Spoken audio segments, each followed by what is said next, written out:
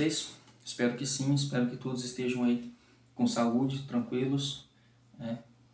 E que nada de ruim possa estar acontecendo com vocês.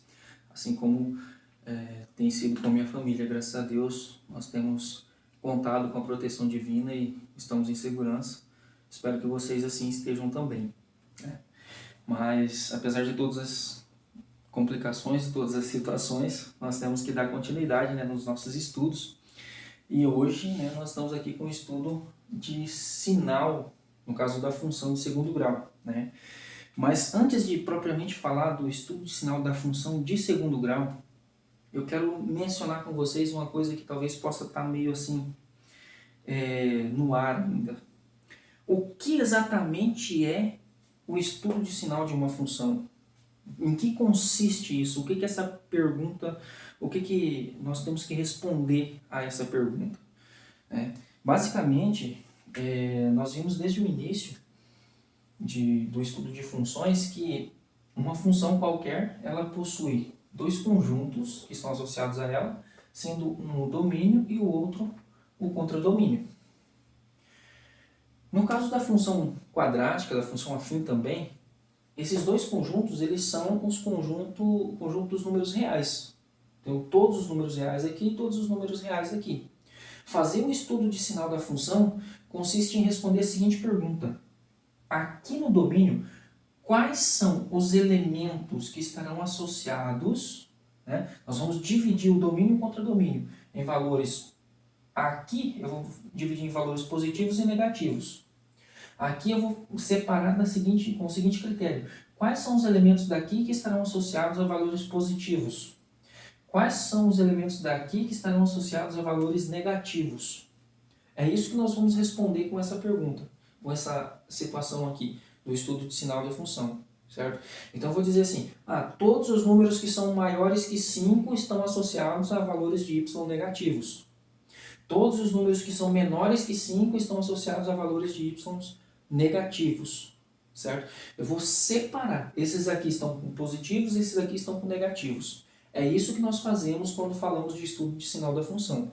Graficamente, nós temos o eixo x, certo? O eixo x, e nós sabemos que o gráfico de uma função, ela cruza o eixo x exatamente no zero da função, né? O eixo y ele está assim na vertical, mas ele não interfere nesse estudo de sinal, porque tudo que nós precisamos saber é o lado positivo e o lado negativo, ou seja, para cima é positivo, para baixo é negativo, quando eu falo do eixo y, né? Então, por exemplo, quando a gente estudou a função afim, a gente falou de estudo de sinal da função, né? Nós falamos sobre isso. E aí, o gráfico da função afim é uma reta, nós tínhamos uma coisa assim mais ou menos. Aqui, ó, era exatamente o zero da função.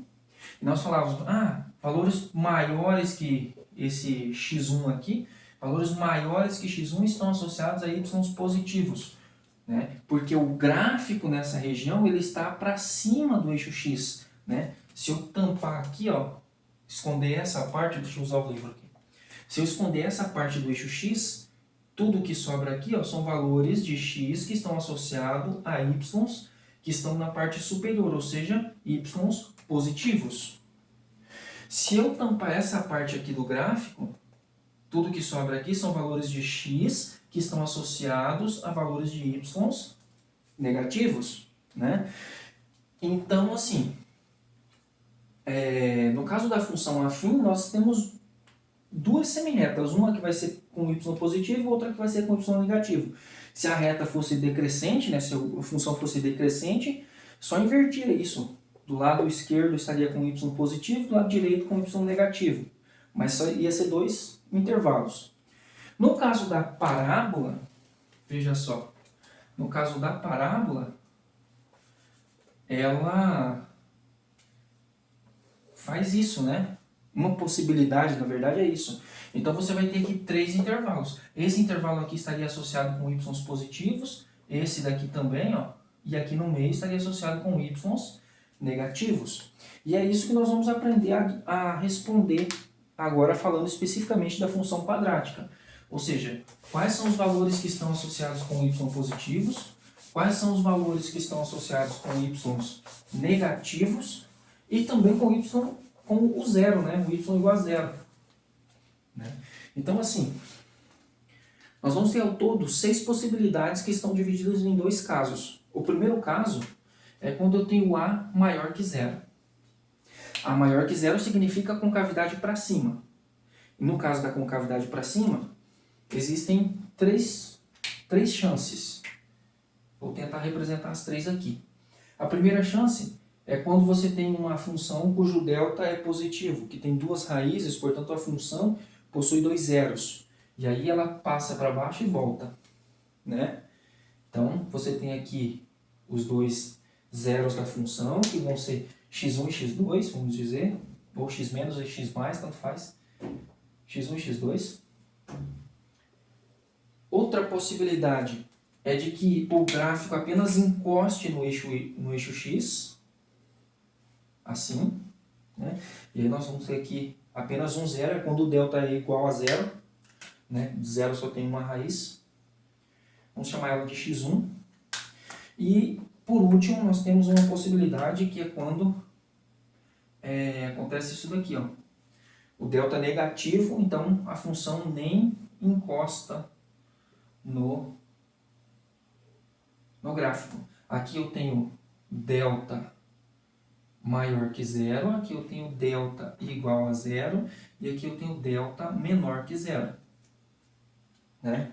Então vamos ver como é que fica a análise nesse caso. É claro que esse x1, x2, x1 aqui, quando eu estou falando de uma questão específica, de um exercício, eles são números, né?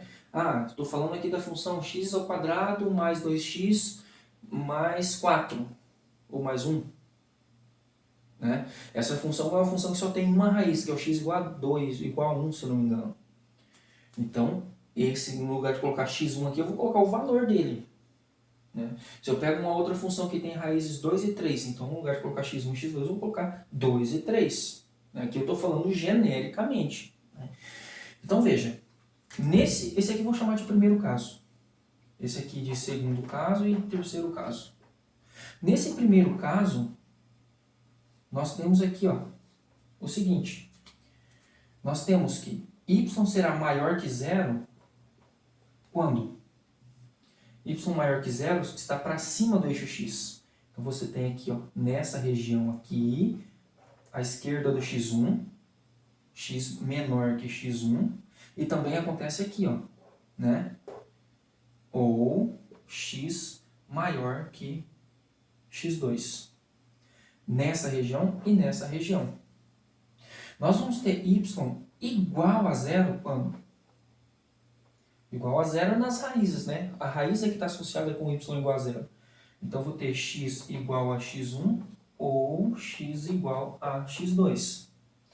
E, né, y pode ser maior, igual ou menor que zero. Nesse caso, quais são os valores de x que estão associados com y negativos? São esses que estão entre x1 e x2. x1 é menor que x, que é menor que x2. Essa é a análise da função quando eu tenho a positivo e delta maior que zero. Aí eu vou pegar os dois valores das raízes e vou colocar aqui, né? E aqui. Né? Por exemplo, uma função lá cujas raízes é 3 e 4 e o delta e o a é positivo. As raízes são 3 e 4. Então você vai falar y maior que zero se x for menor que 3 ou maior que 4. Y igual a zero se x é igual a 3 ou x igual a 4. Y menor que zero se 3 é menor que x, que é menor que 4. Simples assim. No segundo caso, nós vamos ter o quê? Nós vamos ter y maior que zero se x for diferente de x1. Todo mundo aqui, diferente de x1 está associado com y maior que zero. Nós vamos ter y igual a zero quando? Quando o x, obviamente, for igual a x1. Então, esse é o segundo caso. E o terceiro caso, eu acho que ainda é mais simples. Vocês podem ver que não chega aqui no eixo x, então nunca vai ser igual a zero, até porque o delta menor que zero já implica nisso. E também não passa para baixo. Portanto, eu tenho y maior que zero para todo x. né? Então essas são as possibilidades de análise quando eu tenho A maior que zero. A outra possibilidade é quando eu tenho A menor que zero. E eu acho que aí já está bem mais tranquilo, né? Se o A é menor que zero, você vai inverter tudo isso daqui, né? Então nós vamos ter o seguinte, nós temos o eixo X, a primeira possibilidade é uma coisa assim, né? Eu vou ter duas raízes, x1 e x2, e portanto nesse caso eu tenho delta maior que zero, né? Quando o delta é maior que zero, você tem duas raízes. Segunda possibilidade, deixa eu só deixar padronizado aqui, né? Já que escrevi de azul ali. Segunda possibilidade é o gráfico encostar no eixo X. Para isso eu preciso de quê? De delta igual a zero, né? Quando delta é igual a zero, acontece isso daí. E terceira possibilidade, o gráfico nem encosta no eixo X. O que acontece para que o gráfico não encoste no eixo X? Eu preciso de delta menor que zero, né? Então eu tenho as três possibilidades quando eu tenho A negativo, né? E aí você já pode imaginar como é que vai ser, né? Primeiro caso, segundo caso, terceiro caso. O primeiro caso, você tem essa análise aqui, só que ao contrário.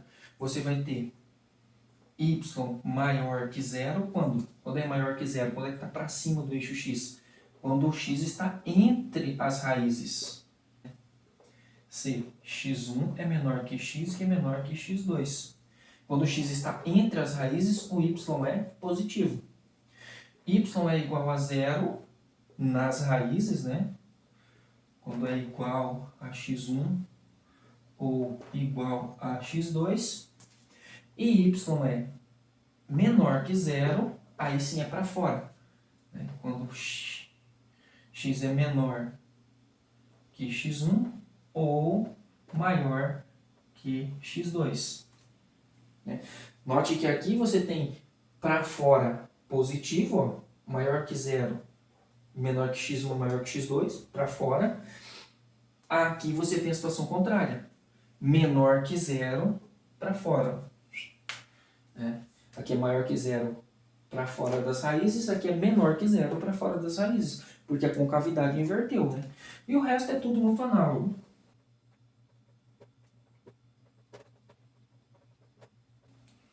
Né? Concavidade para baixo, então todos os valores de y são negativos, com exceção do y igual a zero aqui, que acontece na raiz, que é x1. E o terceiro caso está para baixo, totalmente para baixo, então é menor que zero para todo x. É assim, então, assim que nós fazemos então, a análise de sinal da função de segundo grau.